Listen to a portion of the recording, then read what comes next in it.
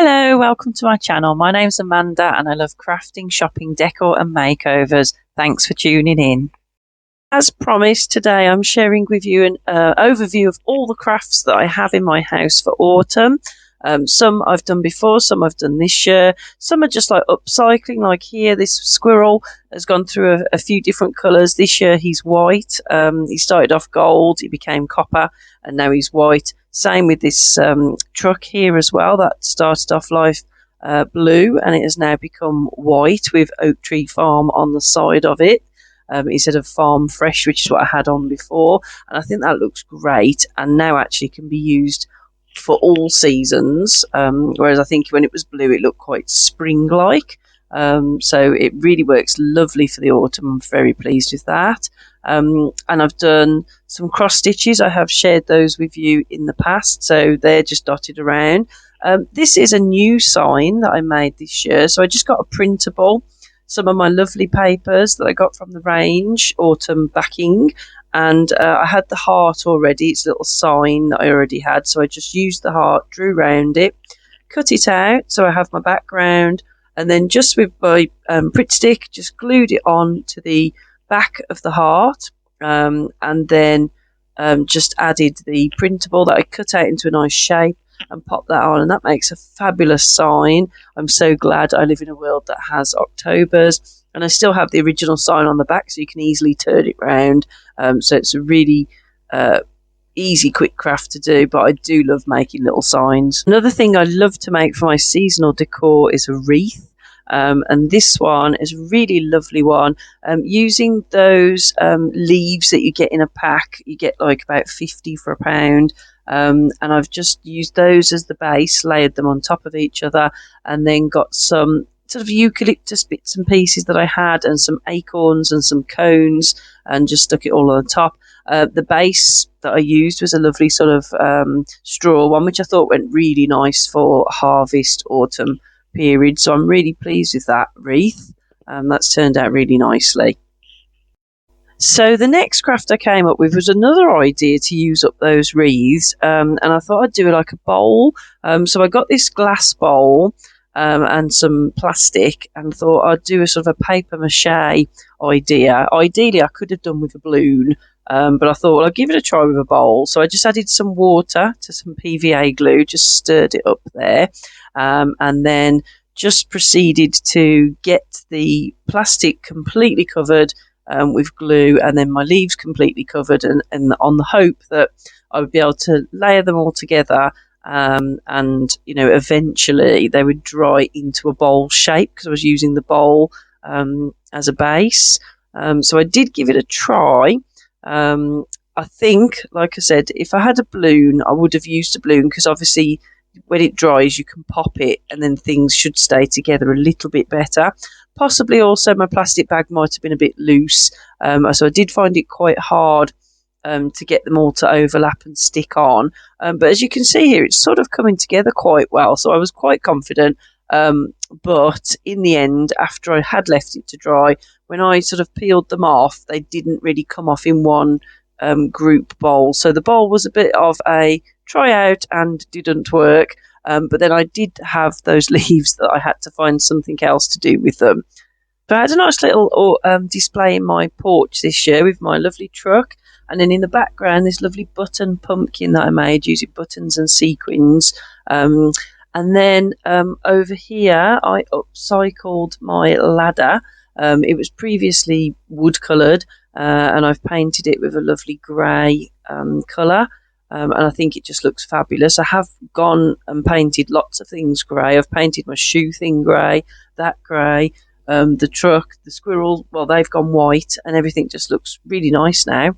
And then what I did with those leaves that didn't make into a bowl, I decided to make them into some florals, some extra florals. So I went out into the garden, got a fabulous twig, cut it to the shape that I wanted, you know, took off the pieces I didn't want, and then just glued the leaves on, so it actually looks like a branch covered in leaves.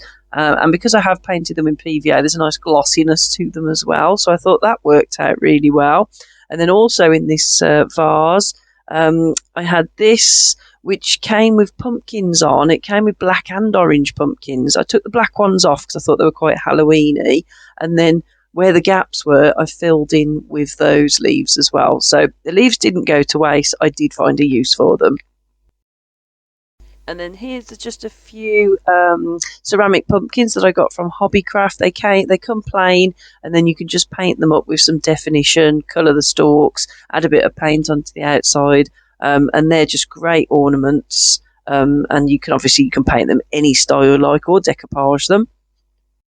So as I've already said, I love a sign. I got this sign from Poundland for £1, and I thought, well, I don't like to waste signs, so I thought I'll do something on the back that's autumny.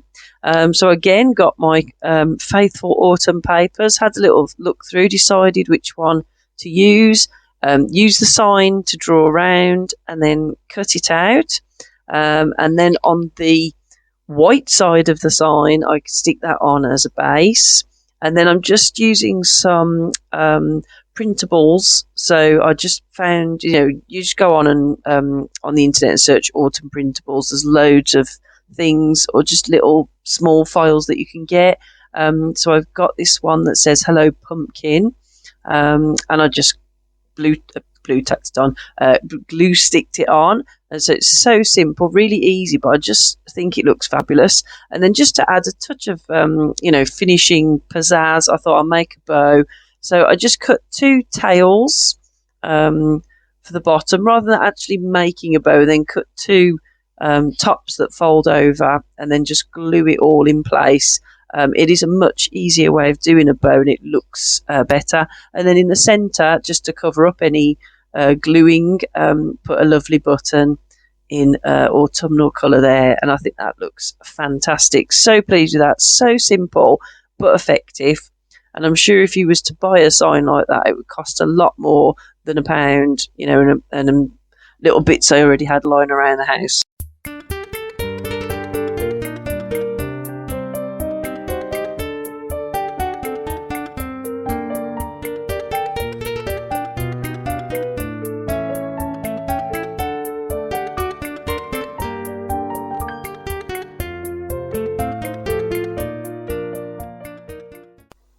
So the next sign that I decided to make, I had a deep box frame that I got from the works a while ago, and I've been waiting to do something with it. I had seen on Instagram somebody had this sign on their mantelpiece for Halloween, and I thought I could easily make that. So that's exactly what I did. I got my sticky back plastic in the wood effect and just cut it to fit, and then using the insert from the frame as a sort of a size, I stuck it onto that, so that way I made sure I had the right size, and that would be my wooden background. And then I had to just make the letters 31 myself, so I just drew them out onto a piece of card just to get as a template. And then cut them out, and then I used them as a template onto my lovely glitzy black sticky paper.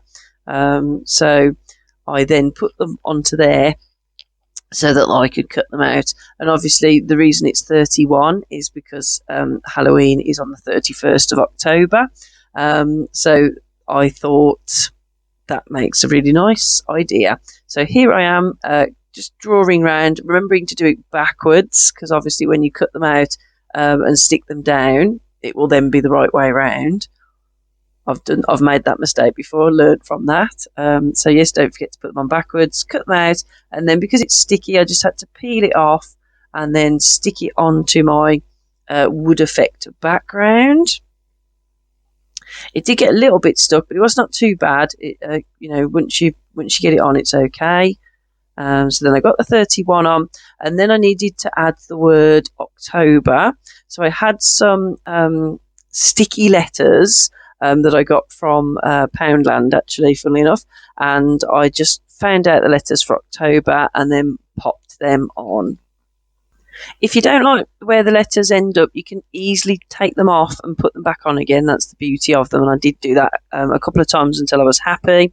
And then I just cut a really thin piece of the black to make the spider's web. And then I just got one of those plastic spiders. I got a whole bag of them from Poundland, and then just glued him on there. And I think that is a fantastic sign.